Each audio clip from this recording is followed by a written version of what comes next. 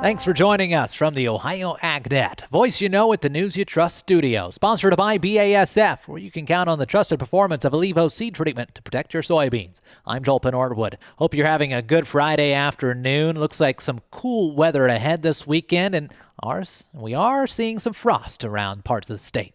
Well, the farm economy, not in great shape, and that's not new news to anybody in agriculture.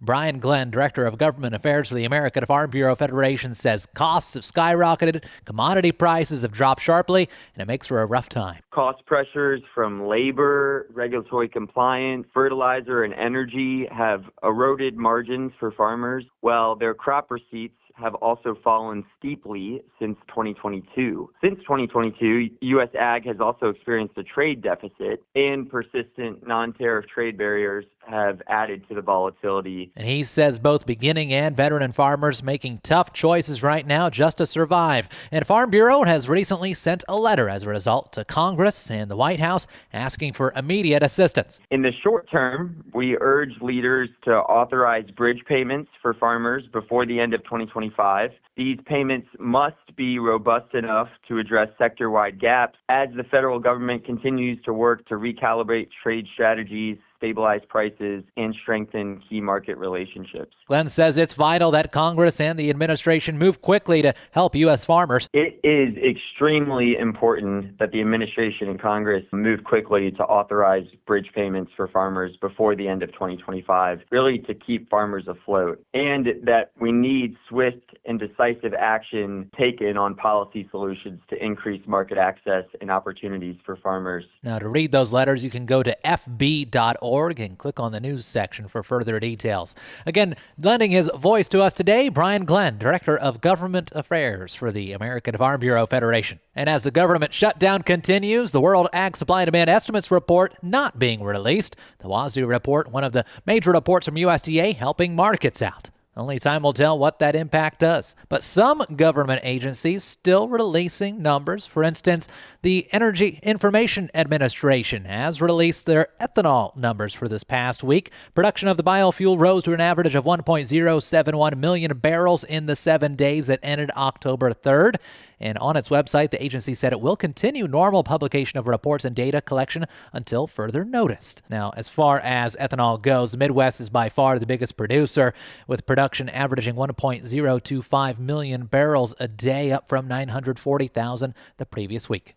And speaking of government shutdown and how that's impacting, well, everything as far as farm aid goes on the federal level, we're told it will take Congress to replenish the Commodity Credit Corporation if that's the course the administration takes to fund emergency farm aid that growers need now. But new appropriations were not in the cards while the government has been shut down. House Appropriations Chairman Tom Cole. We could do this work and still have time to turn around, as the president and our leadership has pointed out in both chambers, and sit down and talk about these other issues. But it's hard to do much when the negotiations aren't happening. Senate Ag Appropriations Chair John Hoeven argued stopgap farm aid hangs in the balance amid ongoing trade talks with China. I've been working, along with others, with this administration on emergency assistance to bridge that gap while we seek better trade agreements and more export sales for our farmers.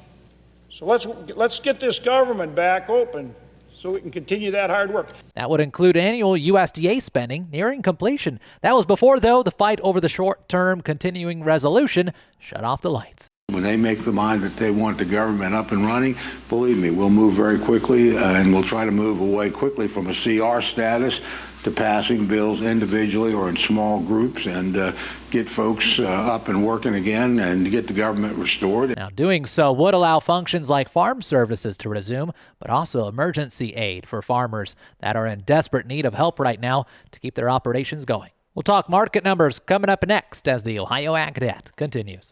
Over the years, you've brought them into your home. You were prescribed opioids after the C-section and after Dad's back injury. They helped when you were in pain, and you held on to them just in case. But did you know holding on to unused opioids puts your family at risk? Trouble with opioids can start at home with unused medicines such as pills, patches, and syrups. You can remove the risk and protect your family. Find out how at www.fda.gov/drug disposal.